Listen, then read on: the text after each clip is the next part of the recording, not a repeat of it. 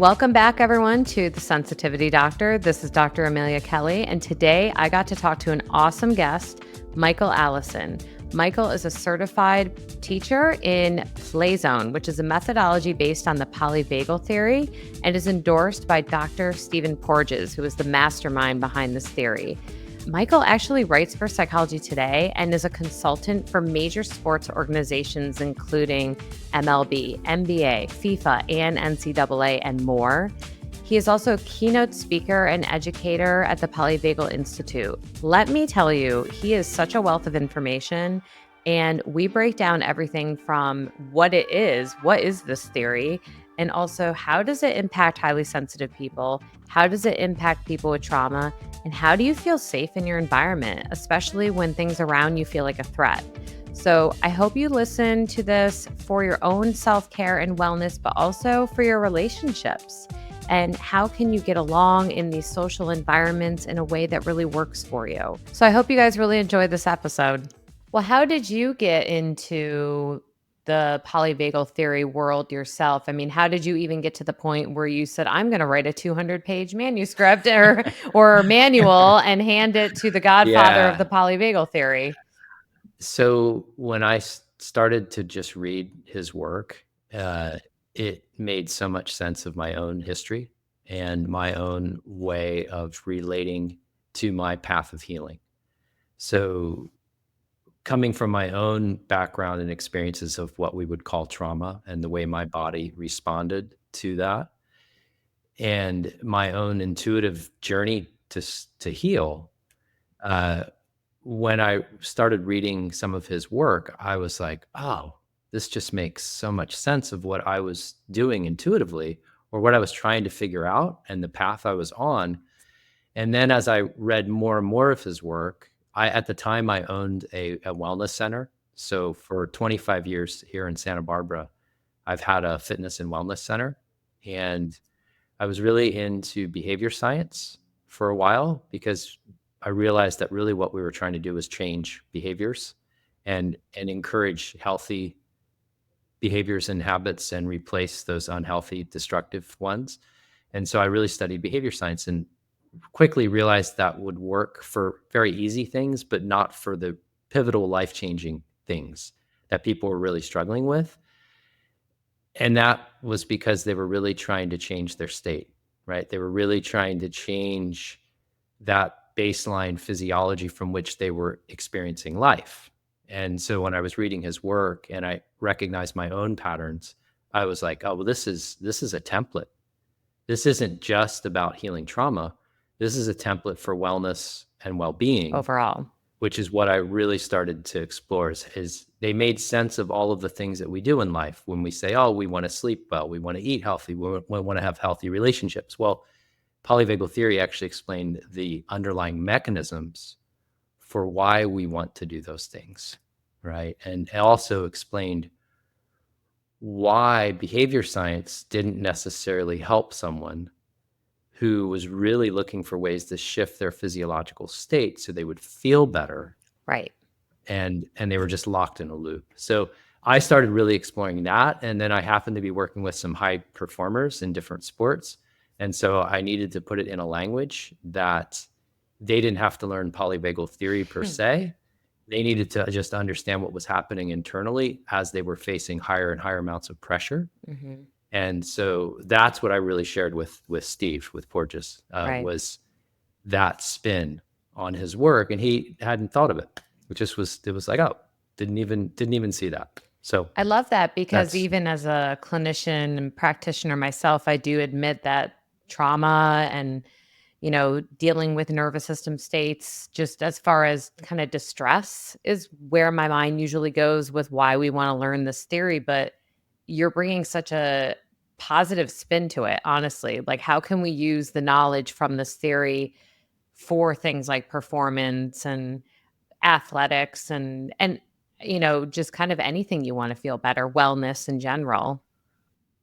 yeah. And where it's evolved to now is in any type of leadership and leadership in the home, leadership at work, leadership as a coach, leadership as a therapist. And what really is that?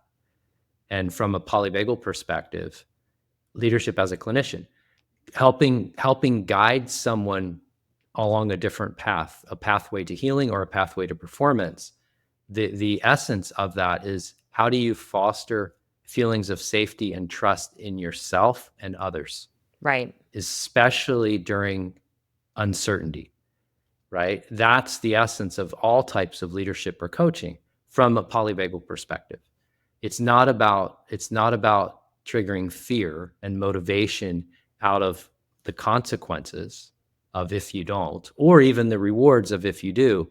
It's about, how do you relate to life, relate to challenges, relate to the opportunities to have amazing experiences in a way that fosters that capacity. So to me, they're the same mechanisms, whether we call it healing or whether we call it optimizing life or performance. So to me, let's turn it into a whole template for living. I love that, because one of the things that I find when I'm trying to help people make change in therapy, or really even as a parent or, as a spouse, Mhm. is I think there's this notion, I think an incorrect notion, that we need to coach in a rough way and criticize, and that's going to get us to make changes. And in actuality, I mean, you've probably seen the science on it, that when we're in a critical mind, the creative parts of our brains actually shut down. Right. And so thinking Yeah. outside the box or thinking of solutions becomes so much more difficult to do. If not Right, if impossible, not right? As we impossible. get further and further, yeah, as we get more and more reactive and more in polyvagal language, in a state of threat, the less opportunity we have to tap into higher cortical function, to see a creative solution or to problem solve or to even hold an alternative perspective, True. right? We get locked in. And that happens in the world of athletics, that happens in business, that happens, as you said, even in parenting. And I'm actually writing a book on parenting from the polyvagal perspective, because as a parent, we might, for me, I take that role as the most critical role that I play in life. Right. And yet we can say all the right things. We can provide all of the resources that they need. We can help them cultivate all of these skills that are necessary in navigating this world that's competitive and chaotic and evaluative and comparative. And we can do all that. But if we're doing all of that from our own physiological state of threat,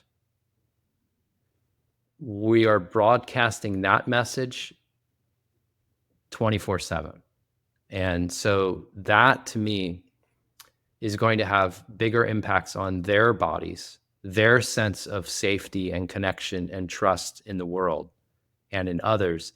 That has far more impact than the other resources. So to me, the key resource that I want to give to my kids is that I am safe when I'm with them and they feel safe with me. Right. And that even in the midst of chaos and uncertainty, no matter what that is, I can tap into my own felt sense of safety and trust, that I can broadcast that through voice and face and posture, not necessarily the words that I say. I might not say anything, True. right? Versus what you were saying, which is where I really was coming at parenting. Before polyvagal theory, I was approaching parenting as, I'm going to prepare my kids for the dangers out there, right? And I'm going to prepare them so that they can actually take care of themselves. That's all shifted. It's not about that for me anymore. It's about helping them actually truly trust that feeling safe is actually safe. Because I think most of our world does not trust that it's safe to feel safe, especially safe trusting others. Right. Especially for those with Right. complex trauma, where relationships are the Yes. trauma. Yes. Right. Exactly. Right. So as soon as that feeling of safety with someone else, as soon as they feel accessible and they begin to feel trusting with another person, it can trigger a secondary response of fright, of get me out of here, or even of collapse. Right. Right. And so that's the journey. And so even in my own journey, what I recognized I was doing, and kind of where I take a little detour to typical therapy, and I'm not a therapist, but I think we need to build the physiological capacity in order to do the deep therapeutic work. So you can look at healing as trying to sort of navigate what might be triggering the threat reaction in the body and the associations to that feed it and keep us locked into a state of threat, right? Or we can take another approach where we feed the body what it actually does welcome as safe, as reassuring, as trustworthy, and keep feeding that body that until that nervous system, in Porges's language, would be we can retune the nervous system back into relinquishing our defenses, and in my language, trusting that it's actually safe to feel safe. Mm, So that's the approach I go, is right. let's just cultivate what your body welcomes, right? What are the portals that your brainstem will still take that actually signal accessibility and don't trigger a secondary gripping or defensiveness? And what are they? Are there any? It's likely there are, right? Maybe it's music, maybe it's singing, maybe it's not with a person yet, maybe it's hanging out with your pet, right? But feeding more and more of those cues and features.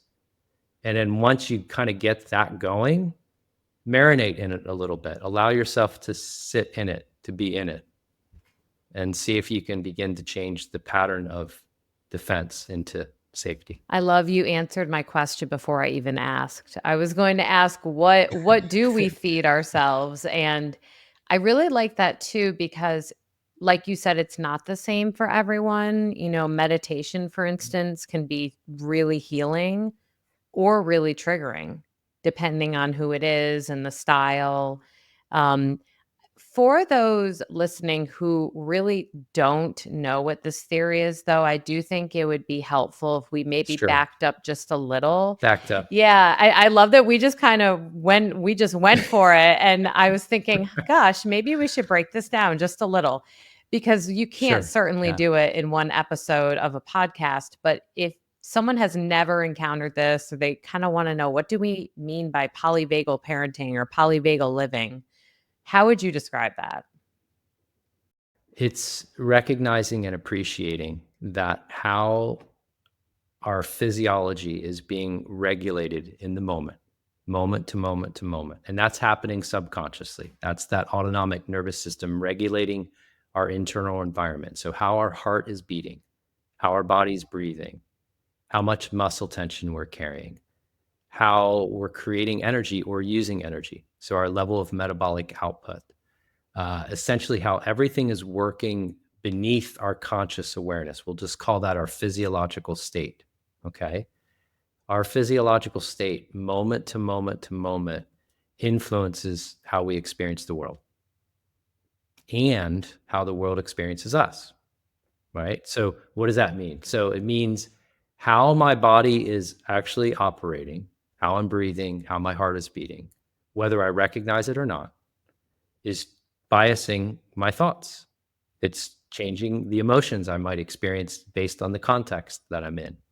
It's really importantly, which was what polyvagal theory also articulates, it's changing how I express myself to you and the world. So we all know that, right? So we know that if we call a friend, we can tell the minute we hear their voice if they're feeling okay or if they're feeling stressed, whatever we want to call it, right? So we know that we broadcast how we feel to one another.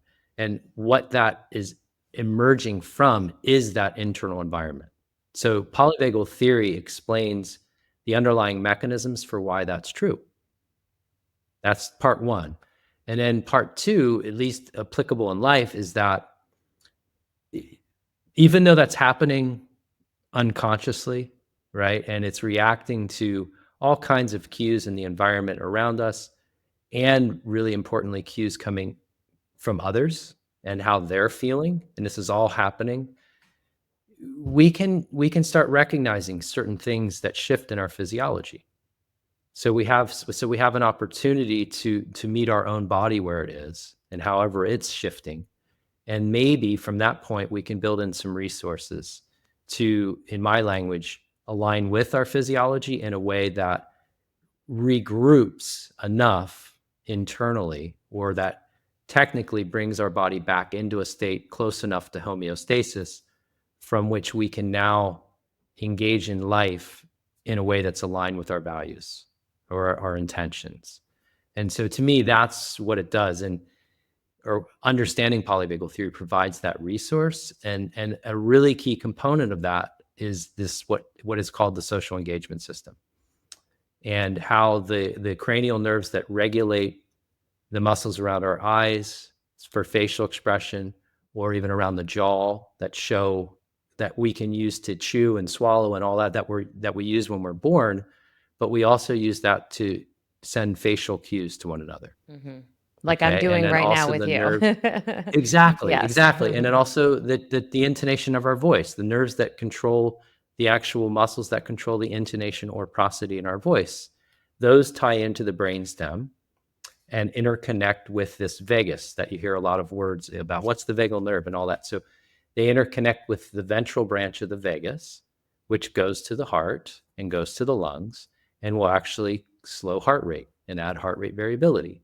So that interconnection of the face, the voice, and even the middle ear muscles that either emphasize extracting human voice if we're in a relatively safe physiology, or emphasize extracting background sound or low frequency or really high frequency sound. So when we are in a state of what we would say, I feel at ease, I feel like I'm chilling by the beach, we will, without any effort, we will hear the frequencies in human voice more. They will be emphasized. We can have a conversation with our loved one. Whereas if we're walking down the street and it's dark and it's not a street we know, and we're naturally in a more hypervigilant state, we will actually struggle to hear someone talking to us right next to us, because our middle ear muscles will shift so that we can actually pull background sound more efficiently into our awareness. So those sorts of things become really, really helpful. So when we go into a new environment, or if we're ultra sensitive, because this is about sensitivity, right? So if we have higher sensitivity to sound, or to random movement, or to light, or even to touch, from a polyvagal perspective, that could be emerging from a physiology that has shifted out of homeostasis and into a defensive, protective physiology.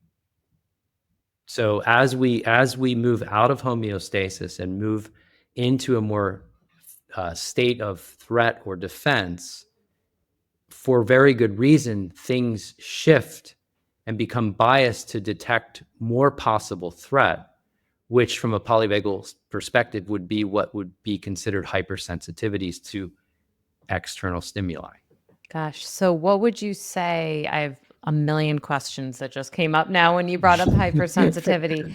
And I will say just Yeah. two things that you had said earlier that I found very easy to understand, and something that was helpful with this theory was you had brought up vocal tone and facial expressions quite a few times, Mhm. and how, according to the theory, and please tell me if I'm wrong on any of this, Yes. um, that those are some of the most helpful ways that we do regulate and that we do assess how someone else is feeling. And I sometimes, when I'm trying to explain this to clients, I talk to them about road rage and how we don't have facial expression or tone of the person that's in the car next to us. And so it's hard for us to Yes. regulate as if this is another human. Absolutely. Absolutely. So let's unpack Okay.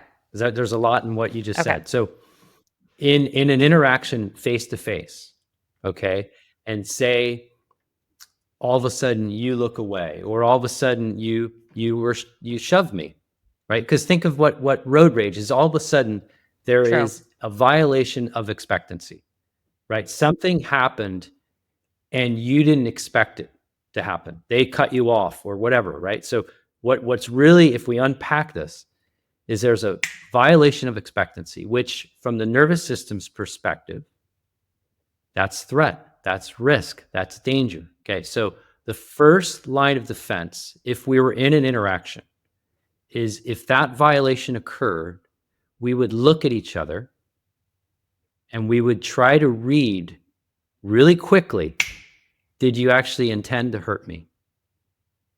Right? And so I'd have this moment of being able to look at you and see your facial expression, your body language, and if you said something, I'd hear your tone of voice. And so I'd have this very, very rapid detection where I'm looking at, again, at not conscious. This is all before conscious. And I'm recognizing patterns in your vocal tones, your movements, and your facial expressions. And I'm making these reflexive interpretations of whether or not you're actually a danger to me or you're safe and you didn't mean it. Right. And that's happening immediately. So you're right. We don't have that opportunity. We see nothing. So what's happened is because of that violation, just like face to face, heart rate went up just a little, breathing changed just a little. The body is preparing to either escape or attack.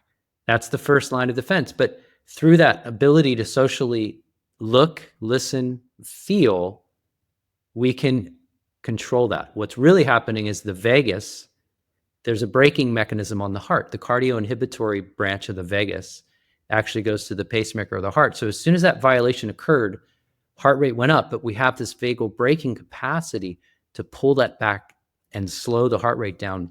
And that capacity is connected to the social engagement system, those nerves that we just talked about. So when we pull that off and we don't have that capacity, like you said in road rage, we're losing that vagal braking capacity. Gosh. It's not there. So what does someone do in that situation? Well, recognize it first. Yes. Just awareness of, I'm really triggered. Whew, wow. Like you'll feel that surge. Yeah. And now there's the opportunity. Do I need to attach a narrative to it like they did that deliberately, or they're a complete jerk, or they're whatever, which then feeds back down into that physiology, keeps it going, maybe even amps it up, and then gets into more of, okay, I can't let these people go through the world doing this to other people. All right. And now you're in this, like you're in this state cycle. So, that's right. Right. So the opportunity is in that moment of recognizing the shift in your physiology and not adding meaning to it other than, whoa, that was a big time violation to my expectancy. Right. Right. Boom. So the narrative you're saying can keep the break from doing its job and keep the heart rate up and keep the body in fight flight. Okay. And can add to it. Not only can it keep it, it can add to it, right? So that's powerful. So the whole point of this vagus is that it is actually the interconnection between the internal environment, all of the bodily organs, and the brain. And so there are both brain communicates with body communicates with brain. In this incident, okay, if we really, really unpack it, higher parts of the brain recognize the violation of expectancy, the car moving into your space and you immediately hit the brakes. That all happened again. That was a reflex. That's happening. You become aware of what happened after you've already made the initial right? Like the body has already reacted. So higher levels in the brain, again, beneath conscious control, are recognizing the violation, immediately sending stuff down the vagus to release that brake, let the sympathetics do their thing and move your muscle, press on the brake or whatever, or rip the steering wheel, right? Yeah. It's take action, exactly. And that requires metabolic output. So it did exactly what it's supposed to. Now that information, that change in your internal state comes back up into the brainstem, into the insula. Maybe you become conscious of the feeling. Maybe you start to feel, that's called interoception. And then there's that moment where now the story goes, whatever that is, And now that's your chance before you now send more of a signal back down to keep this going, or can I let it go? Can I let it go? I love Can I you let it brought go? up interoception because I know that is something, that ability to feel the inner experience, and that can also relate to things like hunger and thirst, right? Absolutely. Okay. Absolutely. That's, yeah. Interoception is Right. your ability to have conscious awareness of bodily feelings, which could be my bladder's full, could be feeling your heart, right? And you can help yourself develop that capacity to feel more of those shifts in your body, those subtle shifts, which give you that opportunity for space before you get swept away by either the narrative or the body continuing to get farther and further mobilized until it can't anymore. Right. And then you have that other branch of the vagus, that conserving, that protecting and shutting down response. And I know with So that's why it's helpful. right, and with folks who have endured trauma, however, their interoception can be off. Not off like it's offline completely, but it can be kind of dysregulated. Yeah, so they can be numb, I think is what you're saying. They can lose connection to those bodily feelings, Right. right? And again, that's not a conscious choice. It's not like they decided I want to be numb to this. It's an adaptive response because the internal environment is is dysregulated from the traumatic experience. So polyvagal theory will go back even to what trauma. From a polyvagal perspective, trauma is not an event. Trauma is your bodily reaction to that event, and the body not recovering, but from that event onward, there's some retuning in the nervous system that now that body stays locked in a state Right. of dis-ease or threat or danger or defense. There's some shift or change, and so from that point on, we're biased to detect more threat, and we're closer to our threshold for that overreacting. Or what you were sharing, maybe that event that we're calling trauma was so overwhelming that now we've moved into this dissociative or numbing state, right? And Yes. it wasn't by choice. And that's where, thinking of high sensitivity, I'm so Mhm. intrigued personally, being someone who studies this and is highly sensitive. How do we discern between the way that the highly sensitive nervous system, from what you were saying earlier, how when we feel something is a threat or we feel something is encroaching in our space, that we react? And it makes me think of the Mhm. highly sensitive person. I can have more of a Mhm. reaction to just anything being off in my environment and to people's moods and Yes. to loud noises or things like that. Yes. The way that the highly sensitive nervous system is reacting from a polyvagal perspective, I'm interested in your take on that.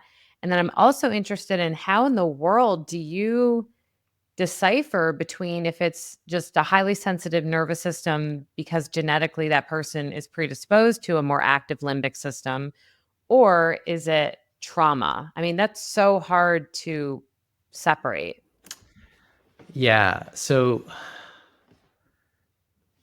first question, polyvagal theory is it's one of the key organizing principles is that our autonomic state, what I was referring to as that physiological state, the way the internal environment is being regulated in the And if you moment. don't mind, I want to make sure our listeners know the difference between autonomic nervous system and sympathetic and parasympathetic, because I know we're using the language and I don't know if they all know the language. Yeah. So the autonomic nervous system is both the sympathetic and the parasympathetic. Okay. The vagus technically is the parasympathetic, and then you have the sympathetic nervous system.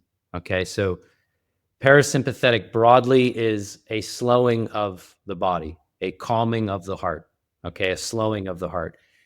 Both in that parasympathetic, we have the vagus, which is the primary nerve that comprises the parasympathetic, And that nerve has two motor branches. So two branches, one is the ventral, one is the dorsal. Both slow the heart, but so it's more of a slowing, but the ventral actually coordinates the dorsal branch. And the ventral is the evolutionarily newer branch. That is the one that is regulating heart rate variability in synchrony with our breathing. And And more it's heart rate also that variability, the better we handle stress. typically. Yeah. Typically. So Okay. typically, so the metrics when we measure heart rate variability with an Apple Watch or those devices, we're not parsing out this specifically the ventral regulation of the heart. There are other mechanisms that contribute to the heart rate variability, but generally speaking, having higher heart rate variability by those metrics will equate to a more resilient, adaptable nervous system. But again, generally speaking, Right. because those arrhythmias that it's measuring can come from other sources other than this ventral component. But what we're really after is we're after this braking, which is that ventral component. And that is also the part that part of the vagus, that ventral branch, is the part that's linked to the cranial nerves that we talked about for the social engagement system. So that's that face-heart connection. And is it fair to simplify that I often will say parasympathetic is the rest and digest? It's still fair to say, but it's not, according to polyvagal theory, we're not in this autonomic balance where it's just sympathetic and parasympathetic. Oh, okay. And So there's more to it. It's not that. It's hierarchically organized. Gotcha. So this ventral branch is actually coordinating the sympathetic and the dorsal in that balance. Okay. But when that ventral branch, for whatever reason, trauma can be a good reason, when that ventral branch is no longer functioning optimally, then that autonomic balance that we've always talked about can be skewed. Okay. So polyvagal theory really defines this hierarchy. Okay. And that's grounded in evolution and paralleled in embryonic when we develop. It's parallel. So we can see it as a baby's developing in the womb. Wow, that's really cool. Okay. Yeah. And the sympathetic, you would say, is what provides energy. It provides metabolic output. It isn't always fight or flight. Like we equate the parasympathetic as good and the sympathetic is bad. That's not how it works. It's the balance. The sympathetic, and sympathetic provides metabolic output. It allows us to move. And so when there's that ventral, what we talked about, that newer branch, and there's social engagement and we're having a good time, we can use our sympathetics and we can play. Oh, okay. We can dance, right? We can interact. We can play team sports. We can sing together. We can do those things. So that's sympathetic. There's sympathetic energy there. There's sympathetic neural mechanisms working, okay? But it's contained by this ventral branch. Gotcha. Okay? Keeps you from exploding, basically. Yes, exactly. Which is exactly what you described in that road rage thing. There was sympathetics, and if we had been there, and I'd be like, "Oh, I said something to you, I didn't mean that," and we might laugh. Right? We contain that energy, but it's that same sympathetic energy's there. It's contained then by social engagement, and it contains it through that ventral branch, and it makes it play, or it makes it a joke, like improv. That's what comedy is. That makes sense. All of a sudden, there's a violation. There's a violation, but they're cueing you through their facial expressions and their tone of voice and body language that even though I said something really, really rude, I really don't mean it. I'm actually still on your side. And so you settle. It's exciting and then. You laugh. Right. It's exciting. Yes. Exactly. But it's underneath, it's a very similar initial mechanism to the road rage. I appreciate that example because I do think it's important that we don't think just like you said, fight, flight. And yeah, we don't. We want to see that it's there for a good reason. It really can be. And I'm curious then your thoughts though on the highly sensitive nervous system and how the polyvagal approach theory way of life looks at that. So polyvagal theory would say that physiological state or autonomic state, how much that ventral is coordinating or not coordinating the sympathetic and the dorsal, okay? That's really what I mean by the internal environment. And that is autonomic state or physiological state. So that is an intervening variable between the stimulus around us and how we process that stimulus and respond to it. Okay. So autonomic state, physiological state, internal environment, whatever we want to call it, is an intervening variable between stimulus and response. Okay. So when you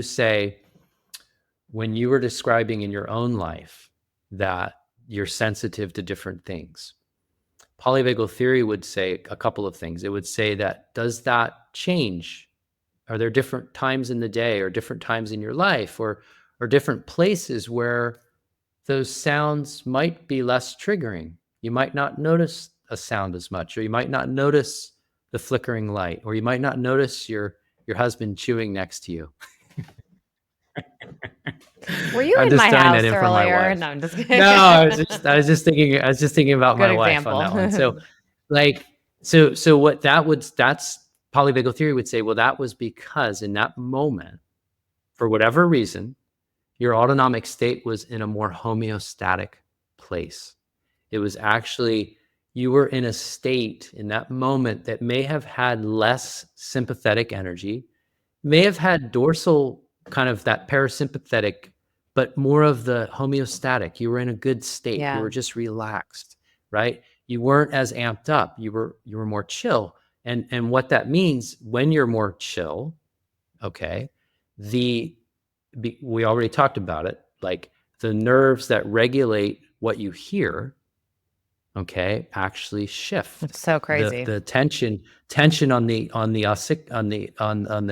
eardrum, essentially, so that you won't hear without trying. You just won't hear me chewing in your ear as much, right? As Like much. it's that frequency. Yeah, you'll still hear, but it won't bother you Right. as much, right? So there's that part. So polyvagal theory would first say that autonomic state in that moment is an intervening variable between that stimulus, the noise or the movement or the light or the touch or the smell, and how you respond to that. Okay. And the second thing it would say is, even if, as you had also mentioned, I'm going back to your original question, even if you're born with a propensity to have certain sounds that you notice more than I do. Okay. So even if you smell more than what I smell in different ways, right? Even if there is this nature component, there's still, again, this autonomic state component that changes everything. And so even if you have heightened sensitivity that you'll never shift or change, your autonomic state moment to moment will influence that moment to moment. I can absolutely see that for a couple reasons. First of all, I think about as a child, I don't think my high sensitivity, it was noticeable, but it wasn't as noticeable.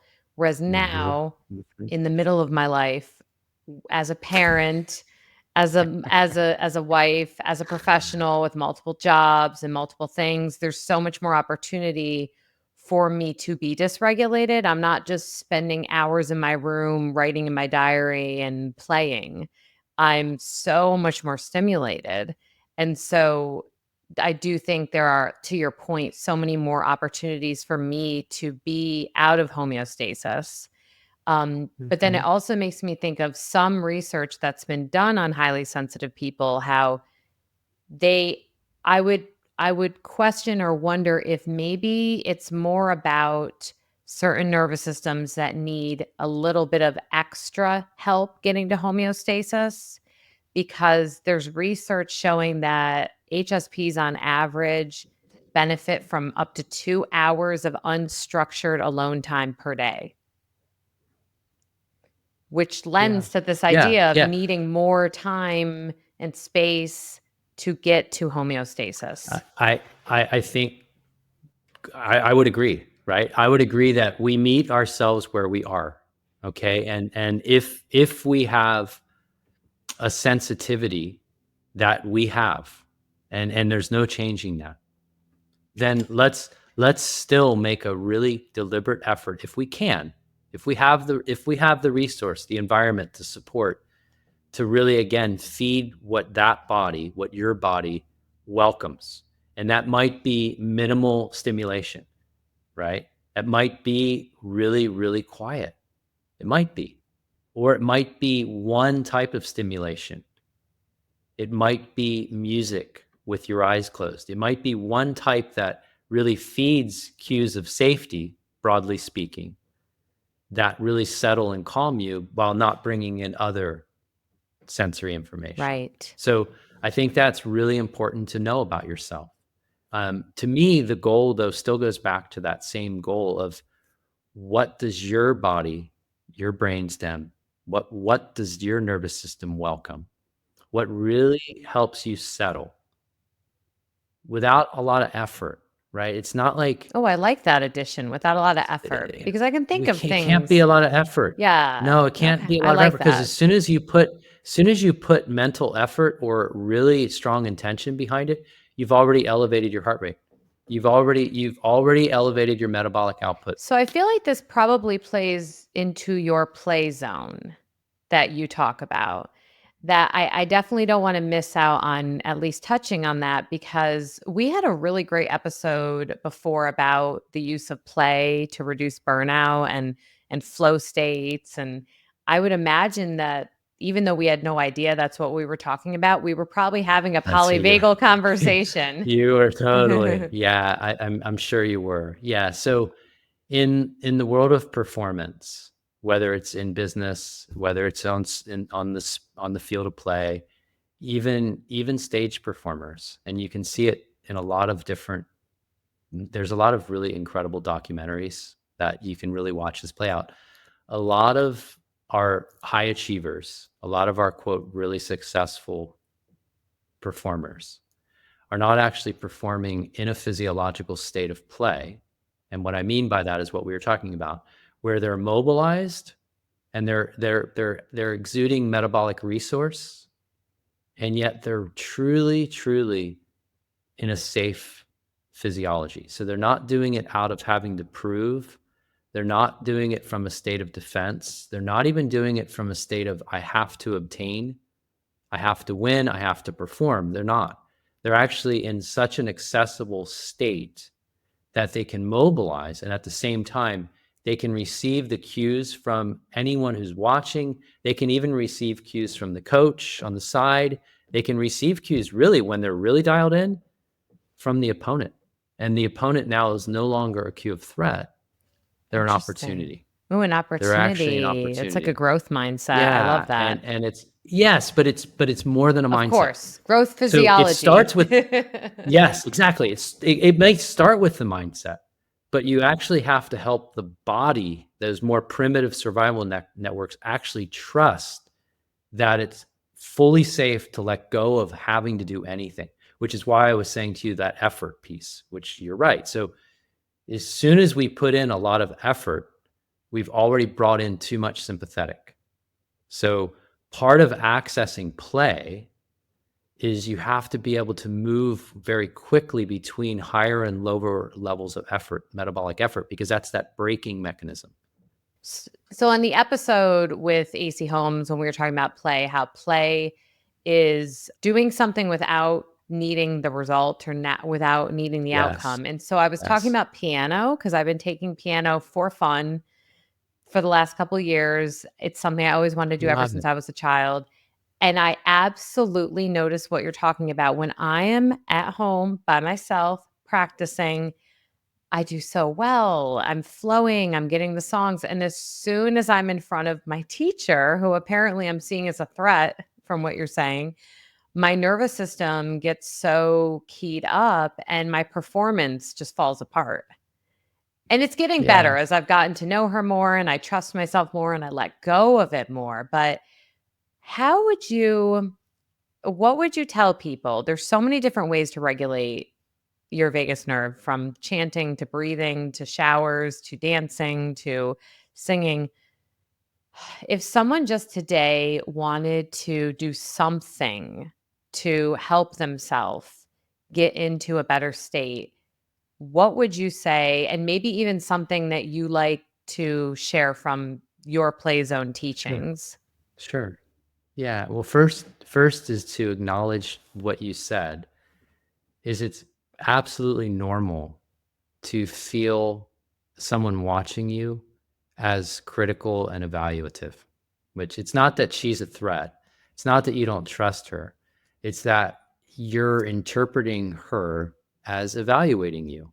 And that is a threat to our safety because we want to be part of something. We want to be good enough to belong. We want to be included and valued, right? That was really important for our survival. So I think the first part is acknowledge, hey, I'm going to feel a bodily reaction that's different than when I'm by myself as soon as I step up in front of another human. That's I'm going to. probably why I always feel the need to tell her I'm nervous.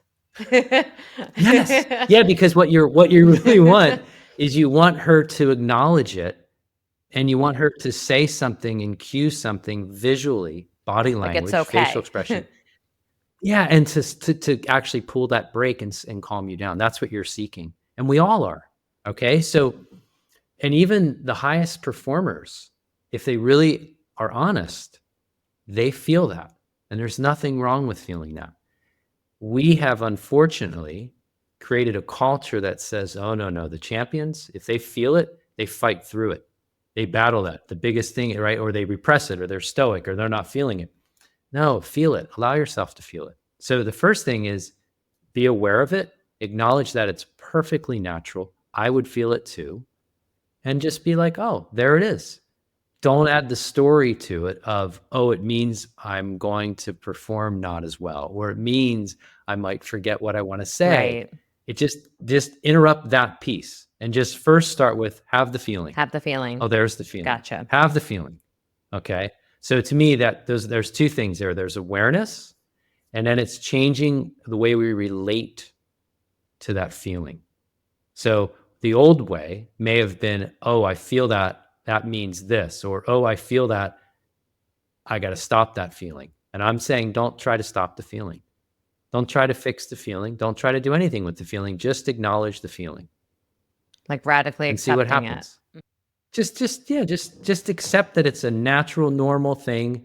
You may have prior experiences that add to it. Maybe you're feeling it more than I might feel it. Okay, but it's there. It's there. Okay, there it is, without adding any more to it. I love And that. and that's really vital. Well, I love that Okay? too, because And it seems like it reduces the threat of whatever the perceived feeling is. Yeah, so the initial feeling is happening reactively. It might be added to because you're anticipating it happening. So there can be a top-down component, but the initial feeling is a feeling of, yeah, there's somebody evaluating me. Like even jumping on with the two of us, right? We don't know each other. And we haven't met before. So there will absolutely be an initial triggering for both of us, no matter what end we're on. So that's okay. There it is. Now it doesn't mean anything other than that's a feeling. That's a body preparing for action, as it should. Okay. So there are all kinds of things then you can add to that. Like you can deliberately pay attention to her face if she's not cueing you of criticism, right? Like if she genuinely is there to support you and she's then you can use that, right? You can allow your attention to feel the keys or whatever you really like to feel. I like to get into the feeling. What creates the movement and the rhythm? Or maybe it's the sound, right? So you can get into that sort of stuff. You can get into feeling yourself in the space. You can get into slowing the exhale, because the exhale is when that pulls that brake and slows the heart rate. So you can deliberately open your shoulders. You can let go of tension in your face. You can deliberately soften your eyes, because as soon as you're in that more mobilized place, you're either tightening your eyes or you're wide-eyed. So you can deliberately soften your gaze. I found myself doing it with you. You can do all of that, but more than all of that, and what I would do, so what I'll share with all of your listeners is what I call the habit of safety. And so long before you ever show up to perform, right? Just in day-to-day life, it doesn't have to be an official practice. You don't have to sit down, and you can just do this anytime you walk into a new environment or anytime you transition from one space to another in day-to-day life. Just allow yourself in that moment to just go, How do I feel right now? Like, do I feel basically okay and kind of relaxed? Do I feel really, really, really amped up and unsettled, or do I feel numb, kind of like, ugh? Just a real quick snapshot. How do I feel? And then just look around your environment and allow yourself to notice anything that might cue you a little more reassurance, or a little more joy, or a little more just something that connects with you, right? Like, at any moment, just allow your attention to look around your space and see if there's anything that would add comfort, safety, connection, something so Yes. around you. And then if there's other people, do the same with the people. Right. Just notice if there's a particular face or voice or body language that actually is cueing you, like, oh, that's cool, that's okay. And then do the same with insight, right? Which is what we kind of already talked about. Like, Yes. can I just take a breath? Can I allow myself to just feel myself in space? As if I'm walking, can I just feel the flow of what it feels Right. like to walk, right? And so it's inside, outside, and in between. And I Yeah. call that the habit of safety. And you can Habit do of it anywhere. safety. Just allow your attention to notice what's there, because there's always something Right. available. And if it's not around you, and if it's not between you, you still have insight. That's beautiful. And I love that you managed to take what I think a lot of people think of just as grounding techniques and give it a full polyvagal spin. And it makes sense. It makes so much sense why when you learn this, it's you see the whole world differently, and you see Yes. every interaction differently. I am just so grateful that you came to talk with me today. Oh, thank And you. I know we've got some connections already. So hopefully we can stay Yeah. connected. I would love to talk with you when your parenting book comes out, because I would Mhm. love to know about polyvagal parenting, for sure. But in the meantime, Yeah. between now and when your book comes Yeah. out, for our listeners, where can they find out more about you and what you offer and how to stay in touch? Awesome. Thank you. Thank you for asking, and for a really wonderful conversation. Mhm. So, and I look forward to talking more and seeing Good. each other off the screen Awesome. as well. So, my website is theplayzone.com. Mhm. Pretty simple. And they can also go to polyvagalinstitute.org. And we have a lot of different courses on there that I do for the Institute and for Dr. Porges. I have a course that I'm really most proud of and most engaged with, is I do a certificate course for health, wellness, and performance Oh, professionals. awesome. And so I give them a deep dive into polyvagal theory, and more specifically how to apply it to wellness and Oh, I performance love and, that. health. And so that's what I've been doing for the Institute for a couple of years now. And we've had a little over 300 people go through, Awesome. all over the world. Yeah, and I write for Psychology Today. I have a platform on there called the Pressure Paradox, and that's a really easy way to just read. They're short, and it'll give you the organizing principles of polyvagal theory, but in a hopefully a relatable way. And I use sport a lot as a metaphor. Mhm. So even though some of them are written from a sporting angle, it's because on the playing field, it's raw, it's real, Mm. what we see play out. And so there's very, very few times where we have a camera on us, like our professional athletes do. Right. So I really like to use that as a metaphor for how we're reacting in our lives. That's really it. But thank you. Yes. Yeah, it was wonderful. Awesome. Yes, I'm going to check that out as well. I love everything about the things that you offer. And just thank you so much again. And You're everyone, welcome. take a deep breath, look around you, stay grounded, and be well, everyone.